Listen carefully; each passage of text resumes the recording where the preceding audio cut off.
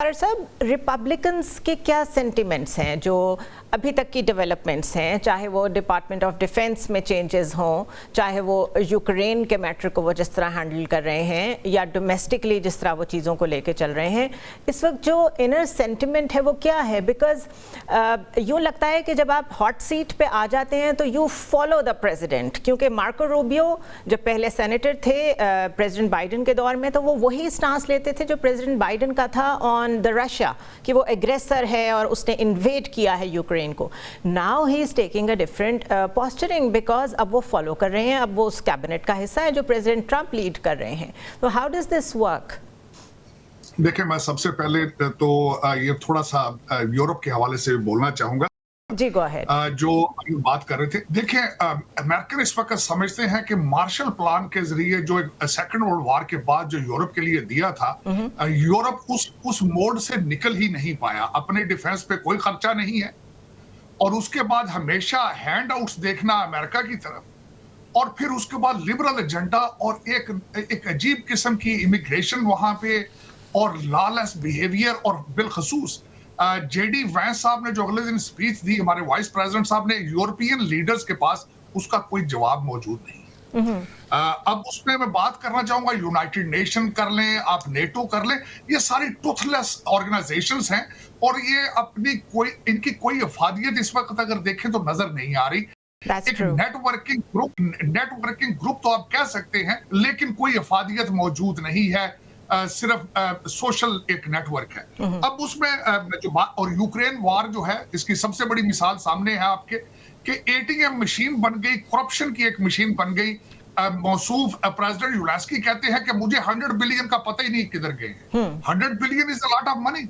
और दूसरा सबसे बड़ी बात है, डोनाल्ड ट्रंप साहब ने अगले दिन दुनिया की आंखें खोल दी.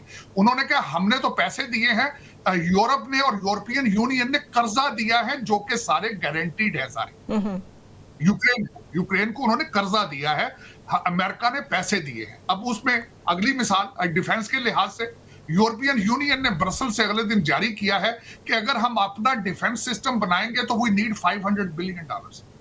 वो $500 बिलियन कहां से आएगा?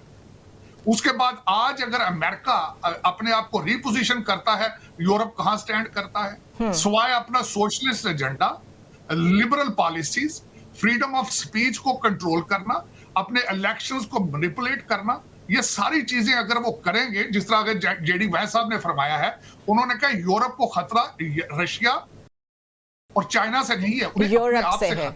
Absolutely, very hard hitting speech किया उन्होंने. तो दर हकीकत यूरोपियन लीडर्स के पास इन सारी चीजों का जवाब मौजूद नहीं है. इनको अपने गिरेबान में झांकना होगा.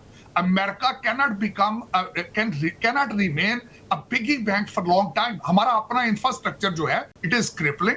America first again, making America great again. Donald Trump साहब और अमेरिकन जो हैं, उनका इस वक्त डिमांड यही है. और डोनाल्ड ट्रंप साहब का कॉन्फिडेंस जो आसमान को छू रहा है, उसकी वजह यह है कि इतना बड़ा मैंडेट और इतने बड़े कॉन्फिडेंट के साथ देना किसी लीडर को. 7 स्विंग स्टेट्स हैं, वहां भी उन्होंने स्वीप किया है. तो he is pushing to deliver it this time कि हमने अमेरिका को स्टेबलाइज करना है, हमने पिगी बैंक नहीं बनना. हमें यूरोप जो मुसलसल ब्लैकमेल करता है, अब हम वो नहीं होंगे. तो ये इसका आंसर है. और ये अमेरिकन जो लोग हैं, पॉपुलेशन है, they are behind him regardless he is doing the in-house cleaning here through the Doge, or either he's doing internationally, telling them to pitch into the NATO if you want us to defend you. वरना अपने आप को cover कर.